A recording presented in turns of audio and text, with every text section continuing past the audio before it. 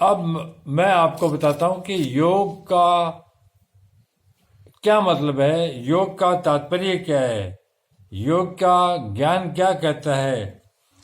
यह शरीर अस्थियों पर खड़ा है, स्नायुओं में बंधा है, चमड़े से ढका और रक्त और मांस से उलिप्त है, मल मूत्र आदि दुर्गंधयुक्त पदार्थों से भरा है। यह समस्त रोगों का घर है और इसमें भीतर वृद्धावस्था और शोक छिपे हैं, जो अपने अपने समय पर प्रकट होते रहते हैं। यह शरीर रजोगुण आदि गुणों से भरा है, अनित्य है और इसमें भूत संतों का आवास बना है। अतः इसमें आसक्ति का सर्वथा परित्याग कर देना चाहिए।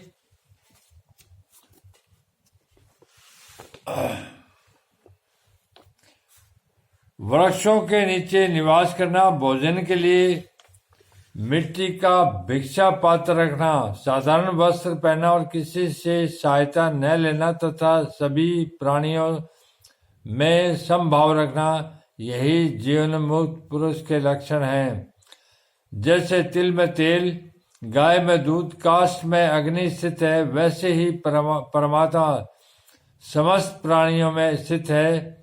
ऐसा समझकर उनकी प्राप्ति का उपाय करना चाहिए। प्रथम परम स्वभाव वाले तथा चंचल मन को प्रयत्न पूर्वक वश में कर बुद्धि और इंद्रियों को वैसे ही रोकना चाहिए जैसे पिंजरे में पक्षियों को रोका जाता है। इस संयंत्र इंद्रियों के द्वारा इस शरीर को अमृत की धारा के समान तृप्ति होती है।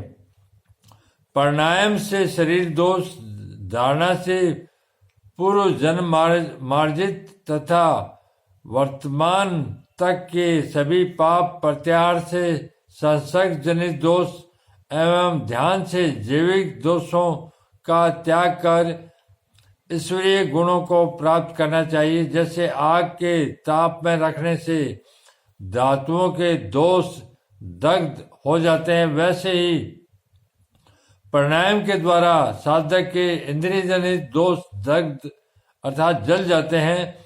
जैसे एक हाथ से दूसरे हाथ को दबाया जाता है, वैसे ही अपनी शुद्ध बुद्धि के द्वारा मन को और चित्त को शुद्ध कर पवित्र भावनाओं के द्वारा दुर्व्यसनों को शांत कर मन बुद्धि को अत्यंत पवित्र कर लेना चाहिए। अतः चित्त की शुद्धि के लिए प्रयास करना चाहिए। चित्त की शुद्धि होने से शुभ और अशुभ कर्मों का ज्ञान होता है। शुभ और अशुभ कर्मों से छुटकारा प्राप्त कर साधक निर्द्वंद निर्मय निष्प्रग्रह और निराहार होकर मोक्ष को प्राप्त कर लेता है। सूर्य का प्रभाव में रक्त वर्ण ऋग्वेद रूप तथा राजस रूप होता है। मध्य में शुक्ल वर्ण यजुर्वेद में स्वरूप और सात्विक रूप होता है। सायंकाल में कृष्ण में सामवेद रूप तथा तामस रूप होता है। इन तीनों में भिन्न भिन्न ज्योतिष रूप सूक्ष्म और निर्जल चतुर्स्वरूप है।